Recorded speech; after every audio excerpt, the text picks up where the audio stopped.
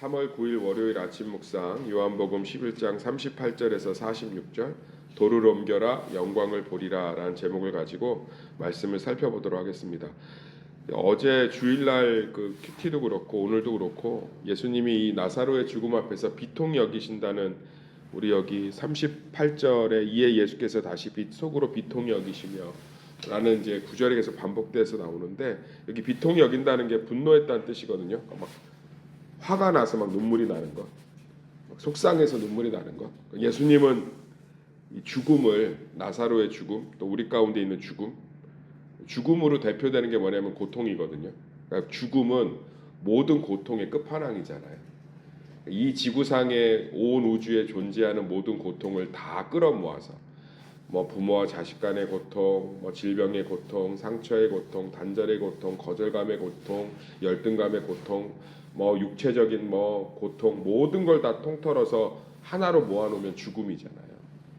아담과 하와가 에덴 동산에서 선악과를 따먹고 하나님 곁을 떠남으로 말미암아 죽음이 시작됐잖아요. 그러니까 고통이 시작됐다는 거예요. 그래서 가시덤불을 내고 해산하는 고통이 있고 종일토록 땀을 흘려야 사람을 먹일 수 있는 노동의 고통이 시작되지 않았습니까? 그러니까 고통을 하나로 모아놓으면 뭐예요? 죽음이에요.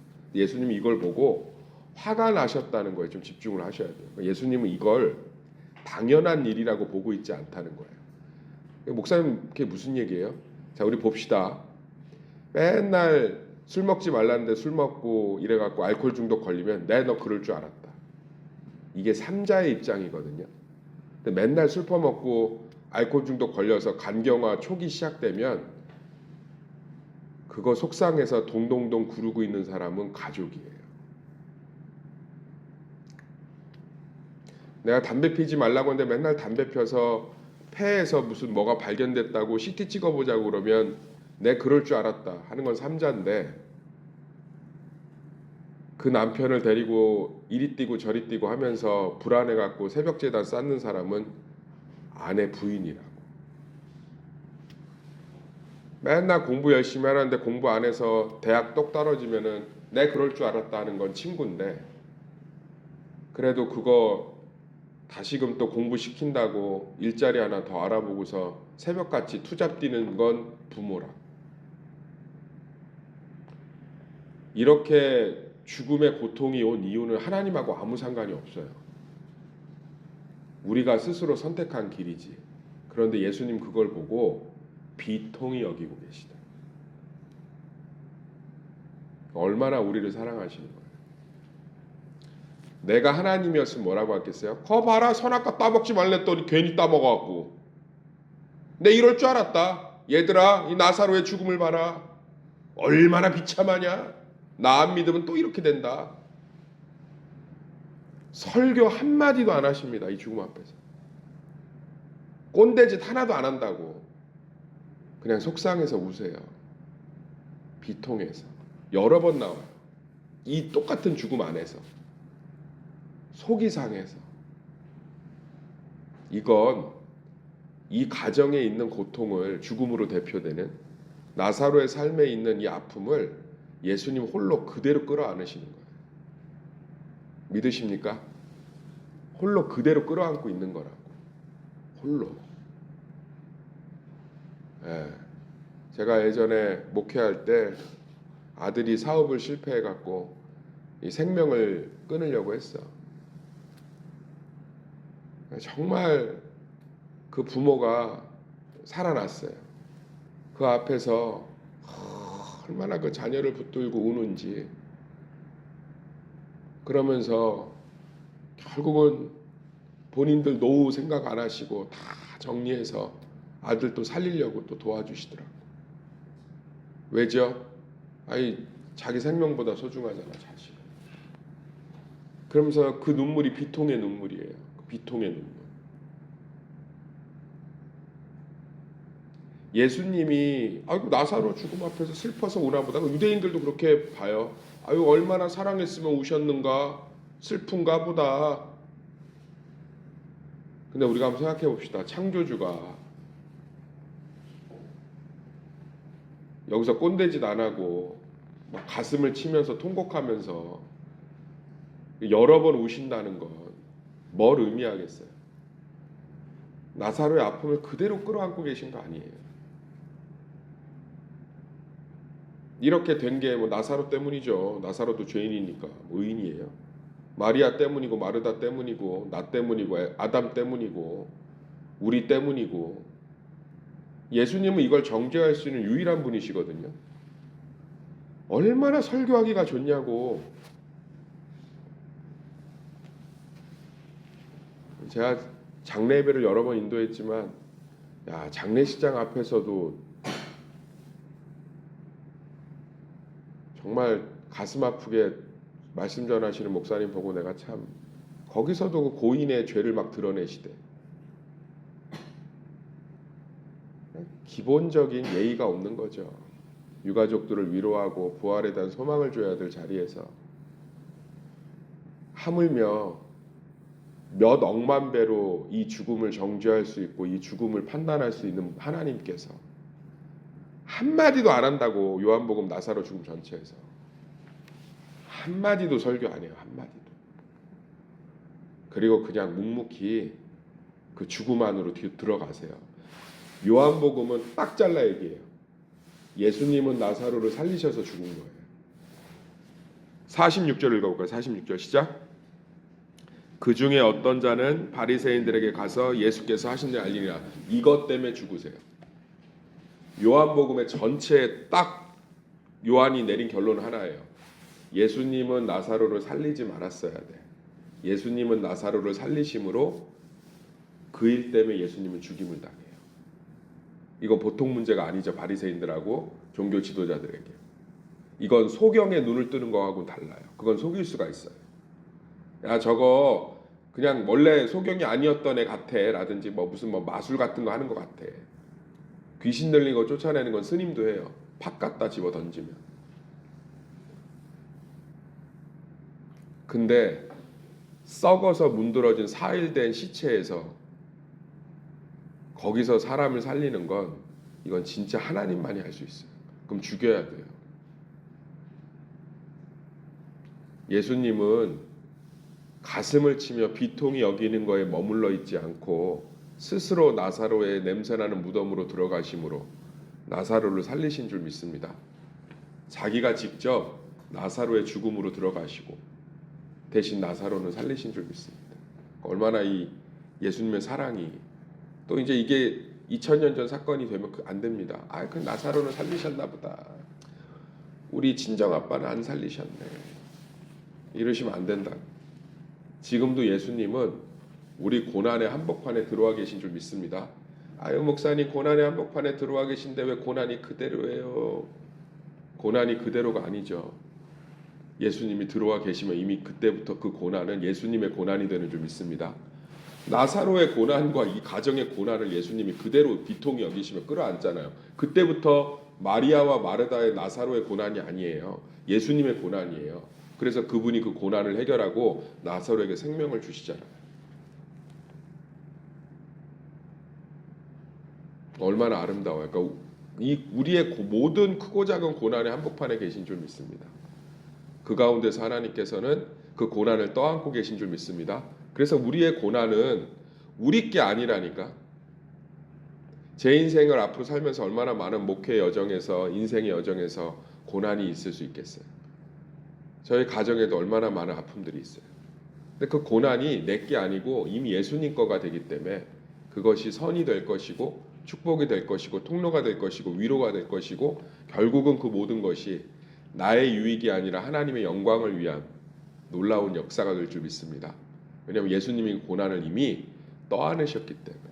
그게 믿는 자들이 갖고 있는 영적인 자유가 되시기를 소망합니다. 그러면서 이제 마르다가 뭐라고 그러죠? 37절, 39절 읽어볼까요? 39절 시작. 예수께서 이르시되 돌을 옮겨 놓으라 하시니 그 죽은 자의 누이 마르다가 이르되 주여 죽은 지가 나흘이 되었음에 벌써 냄새 나나이다. 그러니까 뭐 4일 지났으니까 시체 썩을 내 어마어마하겠죠. 그러니까 굴 옮기지 마소서 이렇게 얘기합니다. 근데 여기 40절 읽어볼까요? 시작. 예수께서 이르시되 내 말이 내가 믿으면 하나님의 영광을 보리라 하지 아니하였냐 하시니 41절 돌을 옮겨 놓으니 예수께서 눈을 들어 우러러 보시고 이르시되 아버지여 내 말을 들으신 것을 감사하나이다. 자, 마르다의 입장에서는 이제 예수님이 돌 옮겨 놓으라니까 이걸 살린다는 생각은 못했고, 예수님이 너무 슬프니까 얼굴 한번 더 보려나 보다라고 생각을 한 거예요. 그래서 뭐라고 그러죠? 아, 예수님 썩어서 문드러져 가고 있는데 봐서 뭐합니까? 라고 얘기합니다. 예수님 거기다 대놓고 믿으면 하나님의 영광을 보겠다라고 얘기합니다. 그럼 이게 우리는 또 조건으로 이해한다고. 조건으로. 그래서 마르다가 믿었어요? 안 믿었잖아. 목사님 요 사이에 믿지 않았을까요? 아, 이 앞에 사건을 보면 예수님이 걱정하지 말라고 그랬잖아요. 살린다고. 안 믿었다고.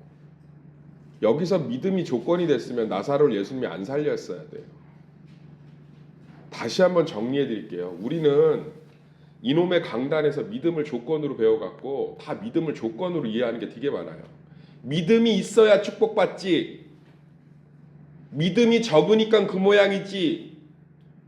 믿음이 좋네. 믿음이 적네. 만약에 그게 맞으면 여기선 예수님은 나사로를 살리면 안 돼요. 그럼 서로 좋은 거야. 예수님은 안 죽고 여기는 뭐 그냥 뭐 또 한 달 지나면 오빠 가슴에 묻고 살겠죠. 마리아는 예수님이 죽음을 깨트리실 거에 대한 이야기를 끊임없이 들어왔어요. 그 전부터도 아주 소중한 제자였기 때문에. 그리고 죽음 앞에서도 예수님이 이 죽음이 하나님의 영광을 위한 거라는 걸 제자들을 통해서도 마르다를 통해서 계속 얘기하셨어요. 안 믿었어요. 그래서 오늘도 뭐라고 그래요? 근데 예수님 얘기하잖아요. 믿으면 하나님의 영광을 보리라. 이건 조건이 아니라면 이 믿으면 하나님의 영광을 보리라고 왜 얘기하시냐면 이건 마르다와 마리아에 대한, 그리고 거기 있는 슬퍼하고 있는 유족들에 대한, 지인들에 대한 하나님의 최고의 위로예요. 할렐루야. 제가 이 시간에 똑같이 드리게 되니까 믿으시길 소망합니다. 믿으면 하나님의 영광을 보게 될 줄 믿습니다. 조건이 아니라 위로가 되니까 얼마나 와닿아요. 예수님 얘기한 거야. 아, 예수님 오빠를 이제 다 썩은 내 나는데 또 봐서 뭐합니까? 믿으면 영광을 볼 것이다. 그리고 명령하시잖아요. 잠깐만 옮겨놔라 돌을. 하나님은 우리의 믿음을 조건으로 사용하신 적이 한 번도 없어요. 성경 전체에서.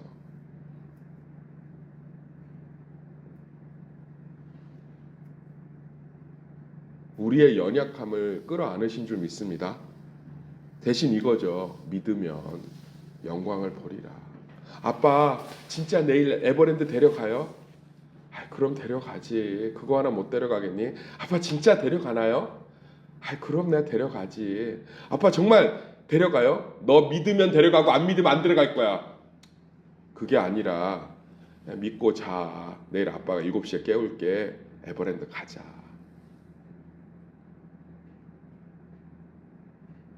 믿음은 조건이 아니고요. 하나님의 선물을, 축복을 따내고 문제 해결을 따내는 코인 칩이 아니고요.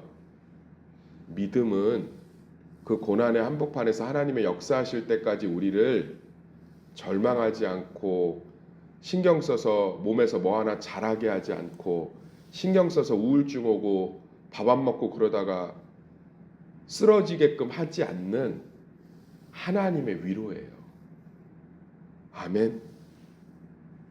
믿으면 하나님의 영광을 볼 것이다. 이 말은 이 얘기 아니에요? 알았어. 일단 돌 좀 옮겨놔봐. 내가 뭘 좀 할 테니까. 믿음은 성경의 조건으로 갖고 와보자. 한번 한 개라도 있어요. 목사님 이 구절 이렇게 돼 있는데요. 제가 문맥으로 다 설명해 드릴게요. 믿음이 하나님의 선물인데 어떻게 믿음이 조건이 돼요?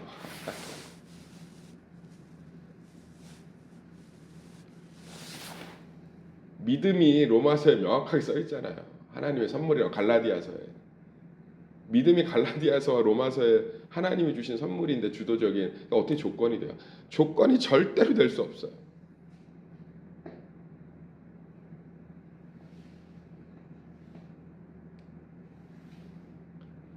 아브라함이 믿음이 의가 됐다고요?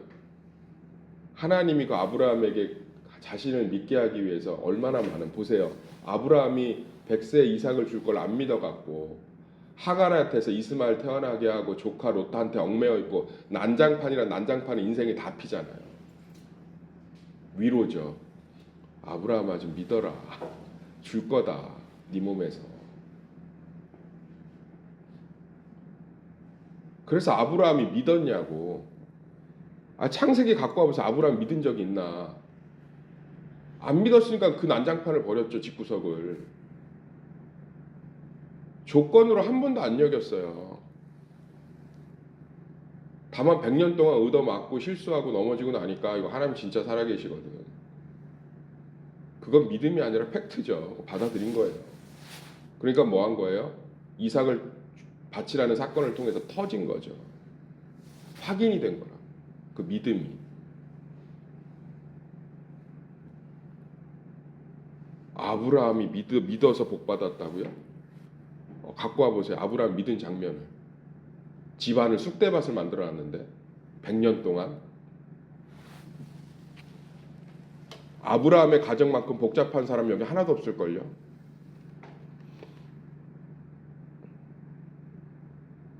믿음은 조건이 아니라 하나님이 주신 놀라운 위로인 줄 믿습니다. 믿으면 영광을 볼 것이다. 날 좀 믿고 있으렴. 이 얘기 아니에요. 그리고 나서 바로 그냥 살리시잖아요. 문 딱 돌문 옮겨 놓으라고. 사랑하는 성도님들, 이 아침에 하나의 울림이 우리 인생에 큰 소망이 됐으면 좋겠습니다. 크고 작은 염려들이 있으시죠? 크고 작은 불안과 두려움들이 있으시죠? 예수님의 음성을 동일하게 들으시길 소망합니다. 그 한복판에 내가 있다. 믿으면 하나님의 영광을 볼 것이다.